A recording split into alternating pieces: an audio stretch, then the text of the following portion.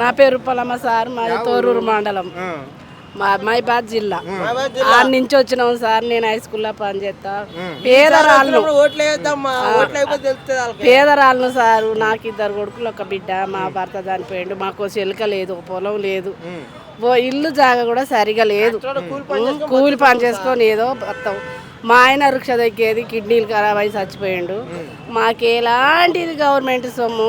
వికలాంగురాలు నేను పుట్టుక. నాకు వికలాంగుల సర్టిఫికేట్ ఎక్కడ పోయినా రావట్లేదు.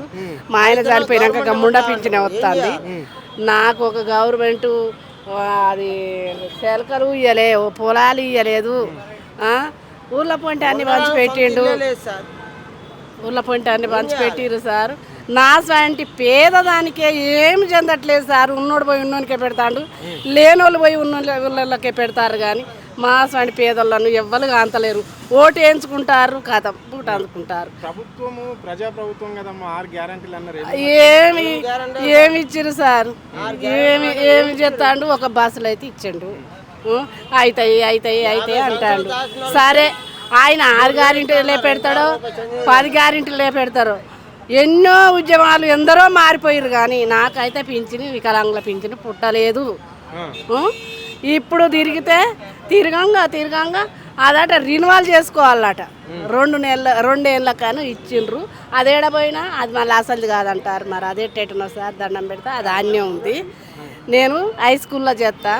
నెలకు 5,000 ఇచ్చే వ్యక్తి 4,000 ఇస్తాడు.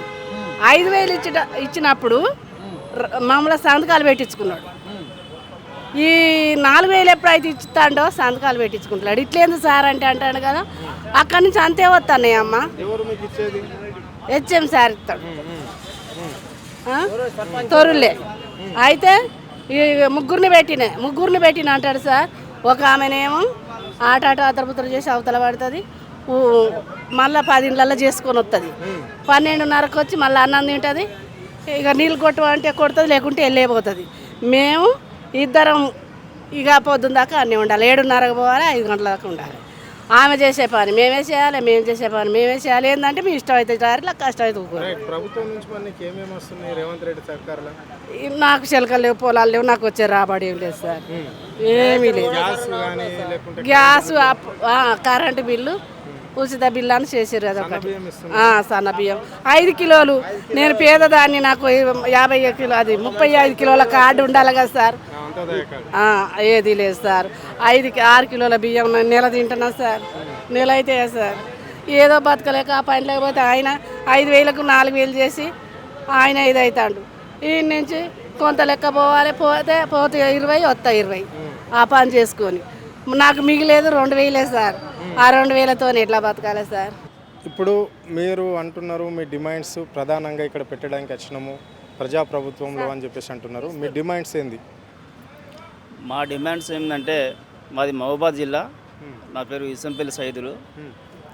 మేము 2015-16 నుంచి ఈ యొక్క స్కావెంజర్ అనే పోస్ట్, అంటే ప్రభుత్వపరమైన విద్యాశాఖలో ఉన్నటువంటి ప్రభుత్వ పోస్ట్ కాబట్టి అది భవిష్యత్తులో మాకు, మా పిల్లలు కానీ భవిష్యత్తులో ఉపయోగపడుతుంది. దాని మీద మేము ఇప్పుడు కూడా మా కుటుంబాన్ని ఎంత ఇబ్బందులు పడైనా, ఎన్ని కష్టాలు పడైనా కానీ మా కుటుంబాన్ని సాదుకుంటా స్కూల్లో పనిచేస్తూ ఉన్నాం. చిన్న పిల్లలు కూడా ఆ స్కూల్లో ఉన్నటువంటి పిల్లలకు వాళ్ళ తల్లిదండ్రులు ఆ స్కూల్లో వదిలిపెట్టిపోతే మేము వాళ్ళతో ఒక బాధ్యత తీసుకొని మళ్ళీ సాయంత్రం ఇంటికి పోయేంత వరకు కూడా మీ యొక్క బాధ్యతగా వాళ్ళకు కాపలగా ఉంటూ వారిని మేము ఈరోజు కాపాడుతూ ఉన్నాం. ప్రభుత్వ పరంగా పెట్టినటువంటి ఈ యొక్క స్కావెంజర్ పోస్టు దీనివల్ల అంటే ఒక స్ట్రెంగ్త్తో కాకుండా ఒక అందరు కూడా సమానమైన వేతనం ఇవ్వాలనేది ఈరోజు మీ ప్రభుత్వాన్ని కోరుతూ ఉన్నాం. అదేవిధంగా ఉద్యోగ భద్రత, అదేవిధంగా మాకు ఇన్సూరెన్స్ సౌకర్యం, అదేవిధంగా మాకు కనీస వేతనం, అదేవిధంగా పిఎఫ్, ఈఎఫ్ కూడా, అంటే ఇలాంటి సౌకర్యాలు కూడా మాకు కల్పించాలనేది మేము ప్రభుత్వాన్ని కోరుతూ ఉన్నాం. అందుకే ఈరోజు ప్రజావాణిలో మేము మా యొక్క అర్జీ పెట్టుకోవడం కోసం ఈరోజు రాష్ట్ర వ్యాప్తంగా ఉన్నటువంటి అన్ని జిల్లాల నుంచి కూడా, అన్ని గ్రామాల నుంచి కూడా ఈరోజు మేము రావడం జరిగింది. ప్రభుత్వం ఇప్పటికైనా స్పందించి మా యొక్క బాధను, మా యొక్క గాథను, మా యొక్క పనిని, మా యొక్క కష్టాన్ని కూడా ఈరోజు ప్రభుత్వం పరిశీలించి మాకు అండగా ఉంటుందని ఈ సందర్భంగా మేము ప్రభుత్వాన్ని కోరుతూ ఉన్నాం. ఇప్పటికైనా అనేక సార్లు జిల్లాలలో, మండలంలో అనేక సార్లు కూడా రాష్ట్ర వ్యాప్తంగా ఉన్నటువంటి అధికారులు కావచ్చు, మంత్రులు కావచ్చు, చాలామంది ఎమ్మెల్యేలు కూడా మేము వినతి పత్రాలు అందజేయడం జరిగింది.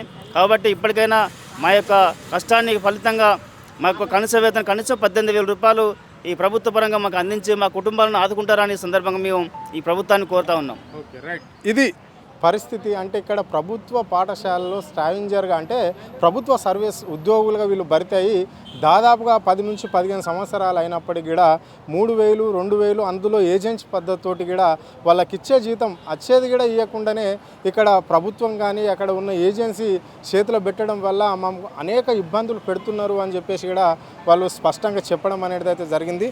అంటే 3,000 నుంచి అంటే మార్నింగ్ 7-8 గంటలకు మేము స్కూల్కి పోతే స్కూల్ అయిపోయినాక అంటే 5 గంటల నుంచి 6 గంటల మధ్యలో స్కూల్ అయిపోతూ ఉంటుంది. ఆ టైం వరకు మేము అక్కడనే వర్క్ చేస్తాం. అంటే ఏ పని మేము పెట్టుకోకుండా పిల్లలతోని టీచర్లతోనే ఉంటాం.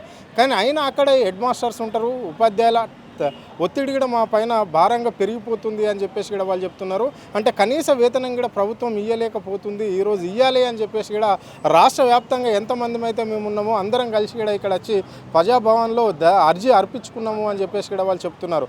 ప్రధానంగా మాకు పిఎఫ్ కావాలి, ఈఎస్ఐ పిఎఫ్ కావాలని చెప్తున్నారు వాళ్ళు.